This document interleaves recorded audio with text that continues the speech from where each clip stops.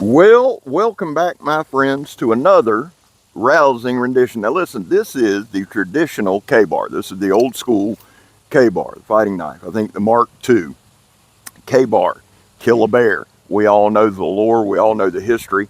The original design for this was a hunting knife. These were mass-produced in World War II by a plethora of companies. This style, I'm not saying this knife, this style, as a fighting knife made famous by the United States Marine Corps. I like this knife. I always have. People say it has a design flaw because of the stick tang. I'm going to say this one time and one time only before we get to the Slabby. In an interview with John Stitt, when we were done on Blade Talk with Scab and Joe, John Stitt, the president of K-Bar, took one of these. He stood up. He said, "Guys, let me show you something." He put his foot on it and he bent it. He then took it, showed us it was bent, and bent it back. He said, "Guys, it is designed to bend because if it bends, you can still use the knife." Now, whether you agree with that, whether you don't, is neither here nor there.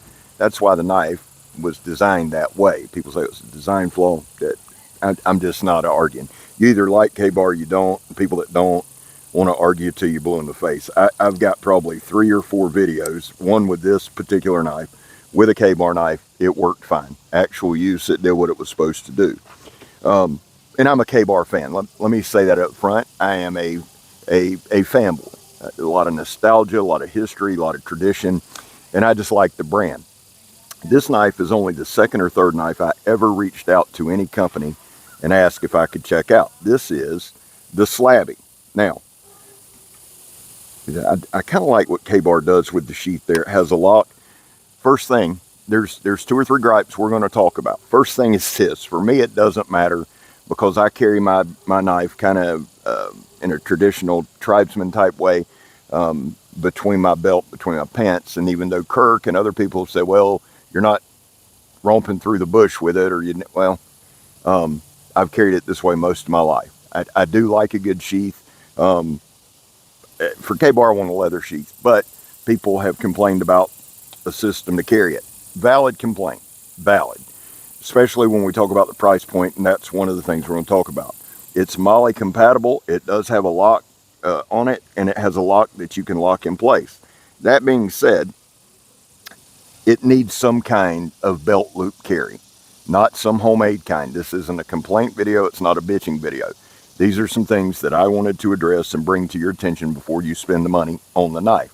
That being said, I have a hard use, actual use review on this knife. I'll link in the description. Please check it out. It's some of my witty banner, dashing good looks, and melodious tones. We go pretty heavy on the knife, right? It's a good looking knife. I'll show you a comparison.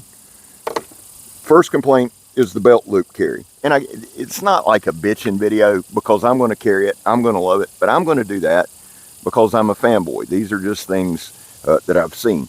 Give you a look at the knife profiles there. Now, these handle scales are custom by Lucas Carroll's Custom Scales. I always say I'm not the damn QVC. For Lucas, let me be the QVC. The guy is one of the best handle scale makers in the world. You can use Scab for a 15% discount, all caps. But you see the look there. It's just a classic look. Although the blade shape and blade design is probably way older, this is an American classic. It just is. 1095 Crovan is a steel from the old Sharon Steel Company in the early 1900s. Everything screams Americana. The second complaint is the price. Now, this knife was sent to me for free. And people will always say it must be nice. Guys, I've got almost 11,000 videos. And again, this isn't something I'm justifying. I was over that shit 2 years ago. I bust my ass on this channel and put a lot of times this channel before things I shouldn't. So you can call it a free knife. I've probably got 40 or 50 hours in with this knife. And if I just went by my time on the hour that I make at work, then I've bought this knife several times over. More than that. The price disappointed me because I want everybody to enjoy K-bar. The MSRP on it is $240. Will it sell for that? I know that a couple guys bought them on pre-order, I think for $160. $240 in my opinion is too high. I have nothing to do with K-Bar other than being a fan. Y'all hold on. Yep, going by, son. God damn. So, the kid, let's make as much noise as we can, jerk off. This is a residential neighborhood. That's my bitch in there. 240 to me was too high because I wanted everybody that wanted one could buy one. I was thinking 160 to 180. Let me say this. I don't work for K-Bar, never worked for K-Bar, probably will never work for K-Bar. They're in Pennsylvania, and I'm in the great state of Florida, and unless the good Lord moves me, that ain't happening.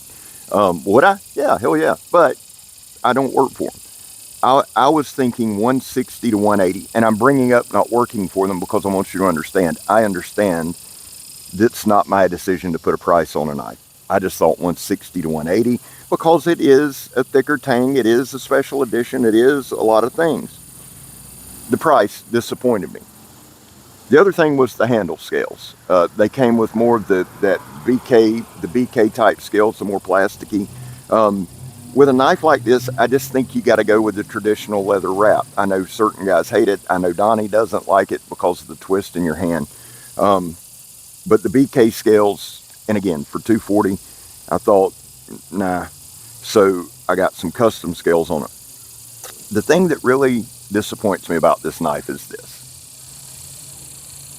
You see the tang there. Okay? Look right here.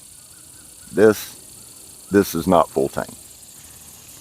Here's the deal, and I'll say this to K-Bar, and I'll say this, and I feel like I can say this to K-Bar and to John because John's a businessman, and let me stop right there for a minute. I mentioned that before, and somebody said, "Oh, it's all about the money." Yeah, jerk off. For a group or a community that's always about America and screw the illegals and America. Somebody makes a business decision and all of a sudden it's like, by God, they charge too much. They're just greedy. They're just greedy, scab. They're greedy. No, they've got people to pay and it's business. I wanted it to be full tang for one reason and one reason alone. I can use this knife, right? No problem. I understand wanting a sturdy, tough, durable knife. I want it. I do. I love my full tang beaters. Y'all know that. You know that. You watch this channel, so I'm not being disingenuous. But I wanted them just to slap the full tang on there, hand it to you. If it's heavy no matter what it is. But people have got what they want. They got a full tang, heavy ass K-Bar.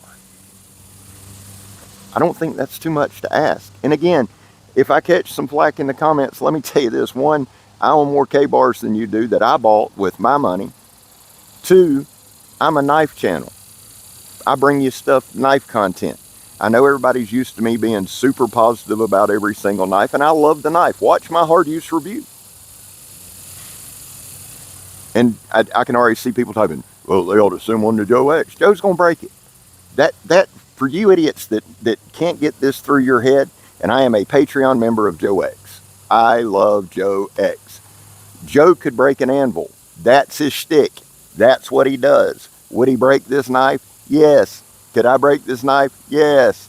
Check out the Dutch Bushcraft Boys video on it. I thought they did a great job on it. Check their video out. Daniel, 411 Outdoors, did a video on it. I think Joe from the Still Mindset, my brother, has got a video coming. Guys, check out all the videos you want, but those are 3 or 4 things. And to me, they're nitpicky. The price and the tang actually aggravate me. The scales, the sheath, right? That's my take on it. Guys, put in the comments what you think, but please do me one favor. Do me one favor if you don't do anything else today. Check out the actual use video of mine. Check out Dutch Bushcrafter's actual video. Put in the comments what you think. With this being an American-made knife, and this being a what's considered a fighting knife that the Marines made famous, I think it leads right into this. Guys, there was a time in this country where 22 veterans a day took their own lives. Now, that sucks ass, and we're on the weekend, and we're at a holiday, and that number's going up. And guys, let me put rubber to the road. I've had a lot of veterans reach out to me in these 5 years, way more than you know, who need help. So I will never stop bringing this up, okay? The number's going to be higher this weekend. That's why on this channel, we focus on the number 0. Anything over 0 is unacceptable. Vets, you are loved. You are welcome here, and you do have a place here. That's important for you to know. I know suicide's all over the place, but we focus on veteran suicide and that 22 a day. Then my next cause is this, and one has nothing to do with the other, but I back the blue.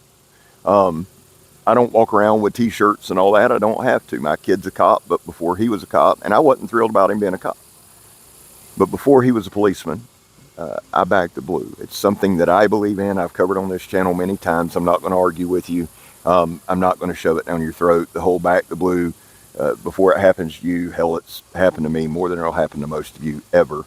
But I have my reasons. Finally, I know some of you are saying, thank God, Scab, finally, if you are an addict, and I am, never quit quitting.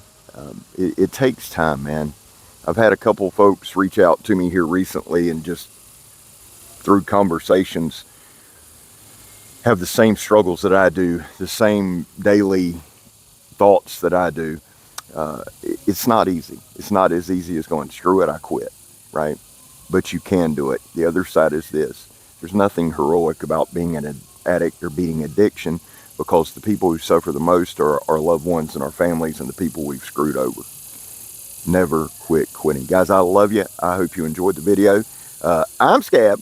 You're not. And we gone, son. Talk to me in the comments. I'll answer the good ones.